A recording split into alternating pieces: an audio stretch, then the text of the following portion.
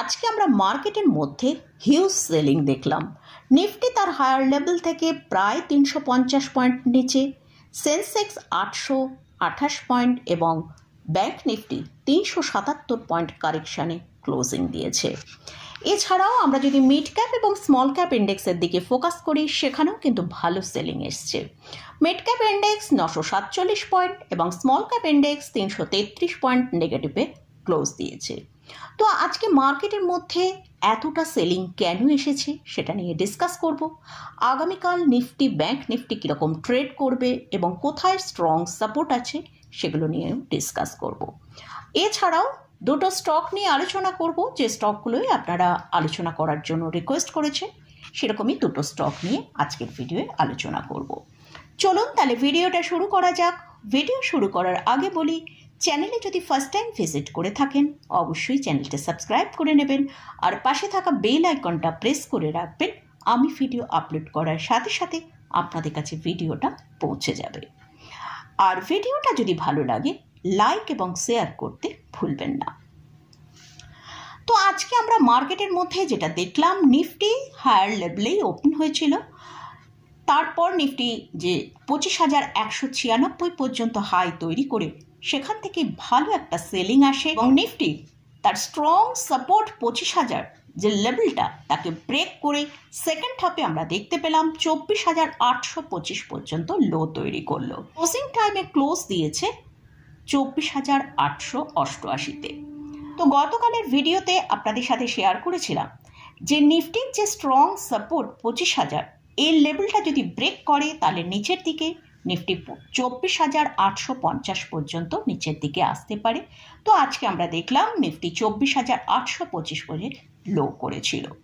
তো মার্কেটের মধ্যে এতটা সেলিং কেন এসেছে? তার ফার্স্ট যে কারণটা রয়েছে, এফআইএসরা গতকালও সেলিং করেছিল, কিন্তু আজকে এফআইএসের সেলিংয়ের পজিশন আমরা অন স্ক্রিন দেখতে পেলাম, খুব ভালো একটা সেলিং করেছে, তার জন্যই কিন্তু মার্কেটে এতটা সেলিং এসছে। সেকেন্ড, ডিআইএসরা লাস্ট 16-17 দিন বাই করছে, কিন্তু তারা ধীরে ধীরে পজিশন কিন্তু বাইয়ের পজিশন কমাচ্ছে, এটাও কিন্তু মার্কেটের উপর একটা এফেক্ট পড়ছে। আর থার্ড রিজন যেটা আছে, আমেরিকা এবং ইরানের মধ্যে যে টেনশনটা তৈরি হয়েছে সেটার জন্য কিন্তু মার্কেটে একটা নার্ভাসের জায়গা তৈরি হয়েছে, তার জন্য কিন্তু একটা সেলিং হচ্ছে। যদি এই আমেরিকা ইরানের যে একটা আনসার্টিনিটি মানে টেনশনটা যেটা চলছে সেটা যদি আরও বেশি বাড়ে তাহলে সেটাও কিন্তু মার্কেটের উপর একটা ইম্প্যাক্ট পড়তে পারে। ফোর্থ যে পয়েন্ট আমরা আজকে দেখেছি, ইউএস মার্কেটের ডাউন জোনের ফিউচার 250 পয়েন্ট নিচে ট্রেড করছে। আজকে ইউএস মার্কেটে পিপিআই ডেটা আসবে, তো তার জন্য মার্কেট কিছুটা নার্ভাস আছে। এছাড়াও আমরা যদি পুরো গ্লোবাল মার্কেটের দিকে ফোকাস করি, সেখানে আমরা দেখতে পাচ্ছি ইউরোপ মার্কেট নেগেটিভে ট্রেড করছে এবং এশিয়া মার্কেট নেগেটিভে ক্লোজিং দিয়েছে। অর্থাৎ পুরো গ্লোবাল মার্কেটের মধ্যে কিন্তু আজকে একটা সেলিং দেখতে পাচ্ছি। ফিফথ যে পয়েন্ট, কাঁচা তেলের দাম বেড়েছে, সেটা প্রায় $70 কাছে পৌঁছাচ্ছে, তো এটাও কিন্তু মার্কেটের উপর একটা ভালো প্রেশার তৈরি করছে।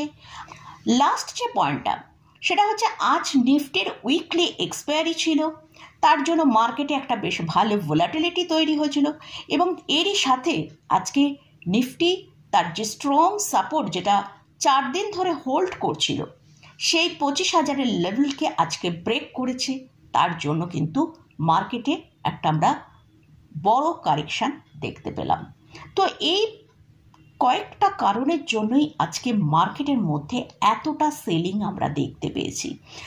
আমরা মার্কেটের মধ্যে যে নিফটির যে স্ট্রং লেভেল 25,000, এটা প্রায় আজকে লাস্ট 4 দিন ধরে কিন্তু হোল্ড করছে।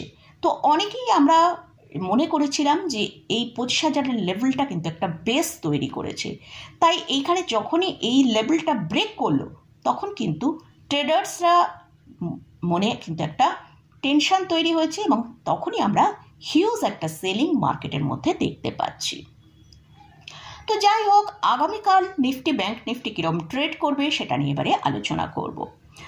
তো মার্কেটে হয়তো আগামীকাল আমরা একটা গ্যাপ ডাউন ওপেনিং দেখতে পেতে পারি এবং নিফটির এখন যেটা স্ট্রং সাপোর্ট সেটা হচ্ছে 24,500 থেকে 24,675। কারণ আমরা নিফটির মধ্যে এই যে একটা বড় র্যালি দেখলাম সেটা 24,462 থেকে 25,200 এই একটা বড় র্যালি দেখেছিলাম। নিফটির জন্য এখন যেটা স্ট্রং সাপোর্ট সেটা হচ্ছে 24,500। এই লেভেলটাকে যদি ব্রেক করে তবেই কিন্তু নিফটির মধ্যে একটা ম্যাসিভ সেলিং আসতে পারে, না হলে কিন্তু মার্কেটে আমরা যেটা দেখতে পাচ্ছি সেটা একটা রানিং কারেকশন, সেটা 1 থেকে 2% কারেকশন যে কোনো সময় মার্কেটের মধ্যে আসতে পারে।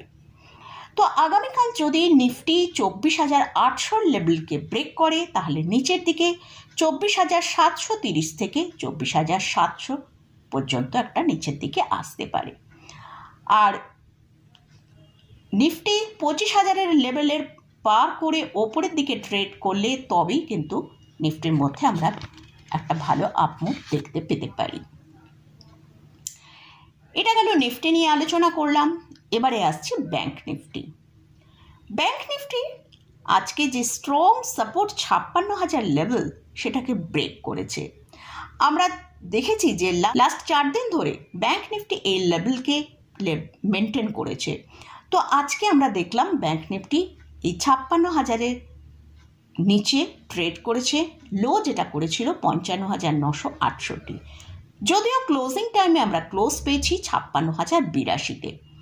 যদি আগামীকাল আমরা দেখি ব্যাংক নিফটি 55,850-এর নিচে ট্রেড করে তাহলে ব্যাংক নিফটির মধ্যে একটা সেলিং আসতে পারে, সেটা 55,500 পর্যন্ত নিচের দিকে আসতে পারে। আর যদি ব্যাংক নিফটি ওপরের দিকে 56,350-এর ওপর ট্রেড করে সাস্টেন করে তবেই ব্যাংক নিফটির মধ্যে আমরা কিছুটা আপমুভ দেখতে পেতে পারি। তো এটা গেল নিফটি এবং ব্যাংক নিফটি নিয়ে আলোচনা করলাম। এবারে দুটো স্টক নিয়ে আপনারা আলোচনা করার জন্য রিকোয়েস্ট করেছেন, সেই স্টক দুটো নিয়ে আলোচনা করব।